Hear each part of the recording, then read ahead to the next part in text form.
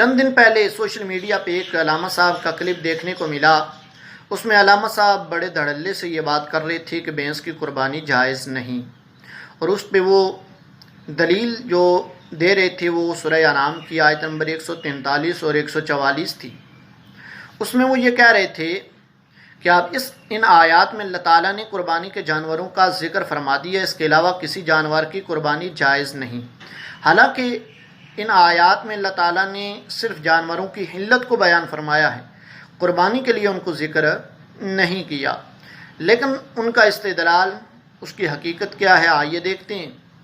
پہلی بات تو یہ ہے کہ اس سے قربانی کے جانوروں کا استدلال کرنا درست نہیں ہے، صرف حلال جانوروں کا استدلال ہے، اور حلال جانوروں کی قربانی جائز تھی لیکن باقی شرائط کے ساتھ۔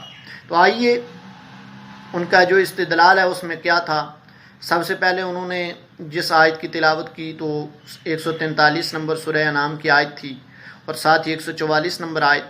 اس میں انہوں نے کہا کہ ثمانیۃ ازواج من الضأن اثنین ومن الماعز اثنین، کہ 8 جوڑے ہیں، 8 جانور ہیں جو 4 جوڑے، من الضأن اثنین، بھیڑ میں سے 2 نر اور مادہ، ومن الماعز اثنین، بکری میں سے 2 نر اور مادہ، ومن الابل اثنین، اور اونٹ میں سے 2، ومن البقر اثنین، اور گائے میں سے 2 نر اور مادہ۔ یعنی کہ ان جانوروں کے علاوہ انہوں نے کہا کہ کسی کی قربانی جائز نہیں ہے۔ تو آئیے سب سے پہلے دیکھتے ہیں کہ حضور صلی اللہ علیہ وسلم نے کیا ان جانوروں کے علاوہ کسی جانور کی قربانی فرمائی ہے یا نہیں۔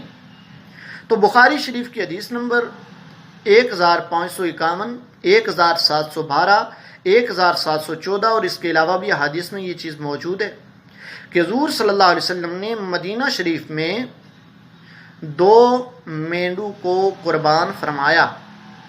اب مینڈو کی قربانی حضور صلی اللہ علیہ وسلم سے ثابت ہو گئی۔ اب دیکھتے یہ ہیں کہ مینڈو کی قربانی جب ان 4 قسم کے جانوروں کے علاوہ ہے تو پھر وہ کیسی صورت میں ہے۔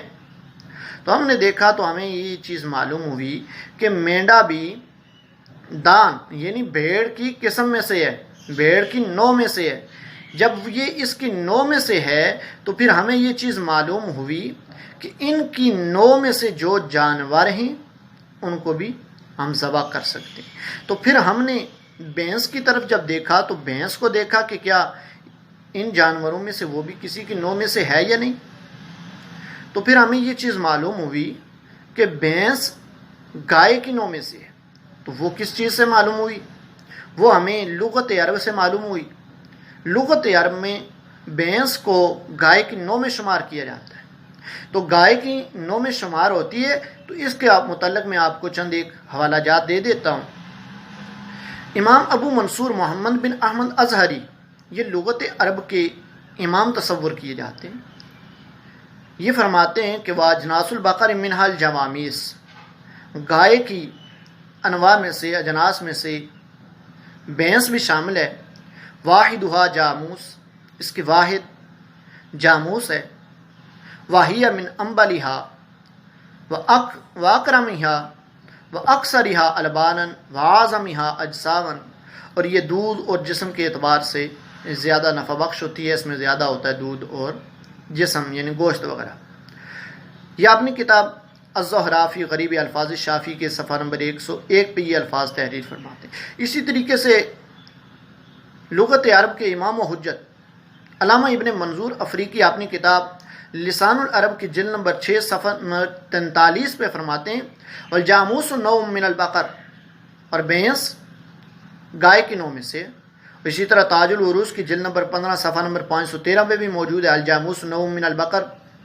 اب یہ حوالے اور اس کے علاوہ بھی بے شمار لغت کے حوالے موجود ہیں جن میں یہ صراحت کے ساتھ یہ بات موجود ہے کہ بھینس گائے کی نوع میں سے ہے۔